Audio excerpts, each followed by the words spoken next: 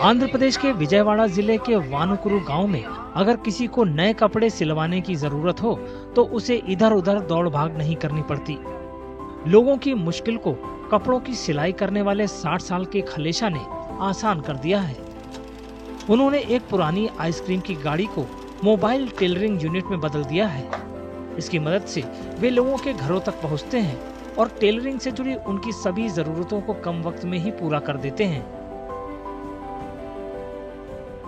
నేను 20 సంవత్సరాల నుంచి చేస్తున్నాను ఈ వర్క్। ఈ ఫస్ట్ అయితే నాది టైలరింగ్ షాపు, ఒక్కనే చేయలేక పని రాక డబ్బులు సరిగ్గా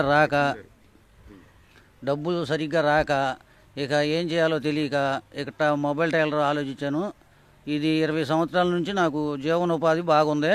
ఇట్లా ఎక్సెల్ 100 చేపించుకొని ఎల్ఎంటీ వెళ్తున్నా, మైక్ ఒకటి పెట్టుకొని లైట్ ఒకటి పెట్టుకొని एलएमटी వెళ్ళి సాయంత్రం 6-7 దాకా కుట్టుకొని వస్తున్నా।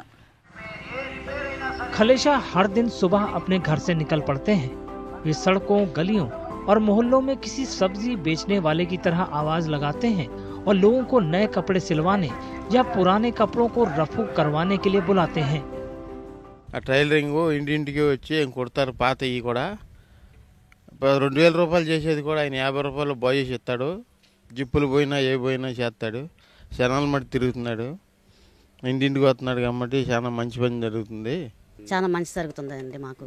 ఏంటి లేని వాళ్ళం కదా మేము, పాత బట్టలు మరి కుట్టించుకోవాలి కదా, షాపులకు వెళ్ళి పెద్ద బట్టలు కొనుక్కోలేము। ఇట్లా చినిగిపోయిన మూల పారేయకుండా బాగా టైలర్ గారు వచ్చేస్తున్నారు, బాగా కుడుతున్నారు। ఇంటి వరకు చాలా హ్యాపీగా ఉంది, చాలా సంతోషంగా ఉంది। खलेशा बताते हैं कि उन्होंने आइसक्रीम ठेले को मोबाइल टेलरिंग यूनिट में बदलने के लिए 50,000 रुपए खर्च किए। हालांकि उन्हें इस बात की खुशी है कि इस खर्च के बेहतर नतीजे सामने आ रहे हैं। मोबाइल टेलरिंग से खलेशा अब हर दिन 500 से 600 रुपए कमा लेते हैं।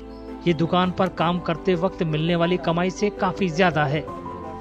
पहले खलेशा को इंतजार रहता था कि ग्राहक कब उनकी दुकान पर आएंगे, लेकिन अब तस्वीर बदल चुकी है और लोग अपने कपड़े सिलवाने और रफू करवाने के लिए पूछते दिखते हैं कि मेरा नंबर कब आएगा।